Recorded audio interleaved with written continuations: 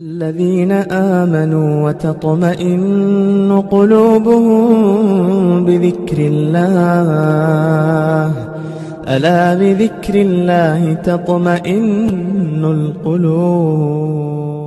چند سال پہلے میں نے ایک واقعہ پڑھا تھا لاہور کا کہ ایک بارات آئی اور نکاح سے پہلے دلہن نے عارس نے کہا کہ میں نوشہ جو ہیں میں ان کو دیکھنا چاہتی ہوں کیسے. لوگوں نے کہا بھائی یہ تو رشتہ پہلے سے ہو رہا تھا اس پہ دیکھنے دکھانے کی بات کیا ہے. لیکن لڑکی نے نہیں مانا.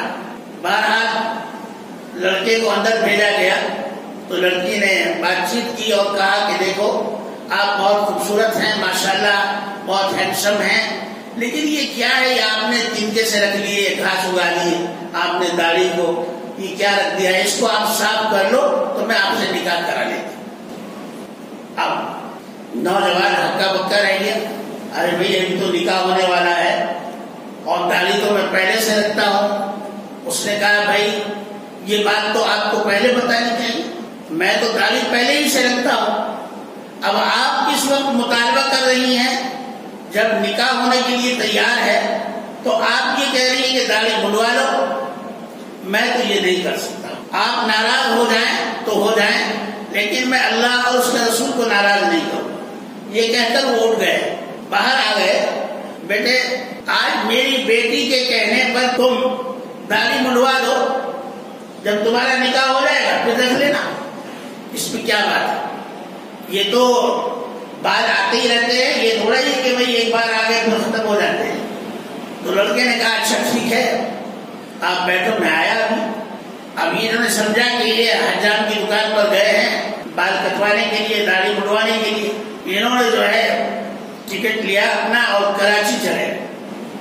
اب کراچی جائے وہاں گئے تو کوئی اپنا نہیں بڑے پریشان.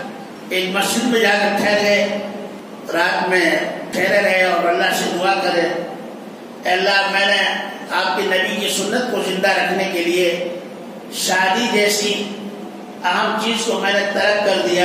میرے والدین کی بھی بے عزتی ہوئی ہوگی جو بارات کے لوگ آئے ہوں گے ان کی بھی بے عزتی ہوئی ہوگی جی لڑکی والی کی بھی بے عزتی ہوئی ہوگی لیکن میں کیا کروں میں آپ کو راضی رکھنا چاہتا ہوں. میری راز رکھ رہے اور مجھے صحیح راستہ دکھا دیں. تو یہ رات میں اپنا مسجد میں رہے. عشاء کی نماز کے بعد ایک صاحب آئے. انہوں نے کہا کہ مسافر معلوم ہوتے ہو کہ جی ہاں کہ میں کھانا لا کر دے رہا ہوں. تو یہ گئے اور کچھ کھانا وانا دیا سو گئے. اب سردی بہت زیادہ اتنی زیادہ سردی کہ کپڑا کچھ ہے تو جو سب تھی وہاں پر جیسی عام طور پر ہمارے یہاں سب جگہ بچتی ہے اس سب کو جو ہے ایسے کیا اور اس کو جو ہے لپیٹ کر اپنے اوپر اور سو گئے. اس محلے کے اندر ایک بہت مالدار آدمی رہا کرتے تھے بڑے نیک انسان تھے. ان کو نبی کریم صلی اللہ تعالی علیہ وسلم کی بشارت ہوئی خواب میں رات میں بشارت ہوئی کہ اے شخص میرا ایک متقی اور پرہیزگار امتی مسجد میں آیا ہوا ہے. میں تمہیں حکم دیتا ہوں کہ تم اپنی بیٹی کا نکاح اس سے کر دو. دیکھا آپ نے. اور حضور اکرم صلی اللہ علیہ وسلم کسی کے خواب میں آئے تو وہ جھوٹا نہیں خواب. حضور نے فرمایا میری شکل میں کبھی شیطان نہیں آ سکتا. اب ان کی آنکھ کھل گئی تو سوچا کبھی ایسے ہی ہو پھر سو گئے. سونے کے بعد پھر وہی خواب. حضور علیہ السلام نے فرمایا میں نے کہا آپ کو کہ آپ اپنی بیٹی کے نکاح اس آدمی سے کر دو جو مسجد میں سو رہا ہے. اب ان کی آنکھ کھلی. بیوی کو اٹھایا کہا ایسا ایسا خواب ہے.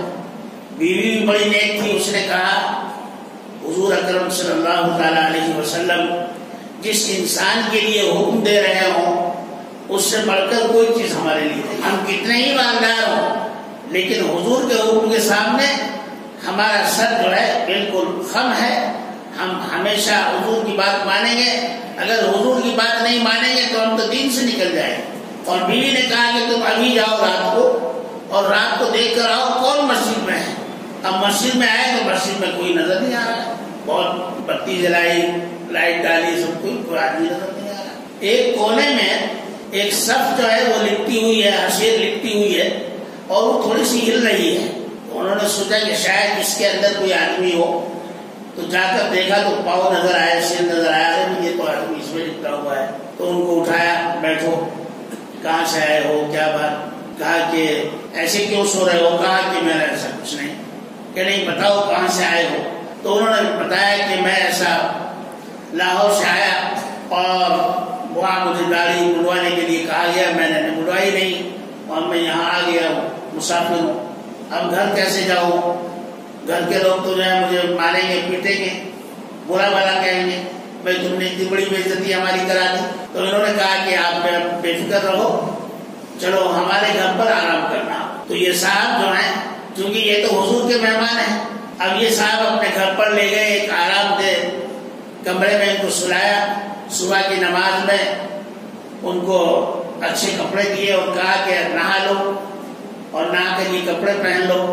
وہ بھی کپڑے پہن لیے، پھر مسجد میں لے کر گئے اور ان سے کہا کہ میں اپنی بیٹی سے تمہارا نکاح کرنا چاہتا ہوں، تمہیں قبول ہے؟ کہا کہ صاحب کہاں آپ اتنے بڑے آدمی ہوئے، اتنا بڑا فقیر؟ کہا کہ ایسا کچھ نہیں، آپ مجھے تو چونکہ سرکار نے حکم دیا ہے اس لیے میں نکاح کر رہا ہوں۔ تو انہوں نے کہا اس سے بڑھ کر کیا چیز ہے؟ تو امام صاحب نے نکاح پڑھا دیا۔ اب اس کے بعد جو ہے یہ گھر پر لے آئے، مہمان بنایا ہے ان کو، داماد ہو گئے۔ ابھی وہاں کچھ پتا نہیں، وہاں سے جو ہے لوگ لاہور سے سب لوگ اپنے گھر پر چلے گئے، لوگ گالیاں دیتے، برا بھلا کہتے رہے، بھائی کیا ہو گیا ہے، دیکھو کیسی بات ہوئی ہے، چلے گئے۔ اب ان کو 2-4 دن انہوں نے اپنے پاس رکھا اور اس کے بعد کہا کہ دیکھو بیٹے تمہیں تو اپنے گھر جانا ہی ہے، رہنا ہی ہے، والدین کے ساتھ رہو جا کر، اور آپ اپنی بیوی کو بھی ساتھ لے کر جاؤ۔ اب اتنا مال، اتنا سونا، سونے میں لگی ہوئی ہے دلہن، اور بھی اتنا ساز و سامان کہ پوری لاری بھر کر دے دی، جاؤ لے جاؤ۔ اب جب یہ گھر پر جا کر اترے تو دیکھا سب کے منہ لٹکے ہوئے ہیں، بڑی خاموشی ہے۔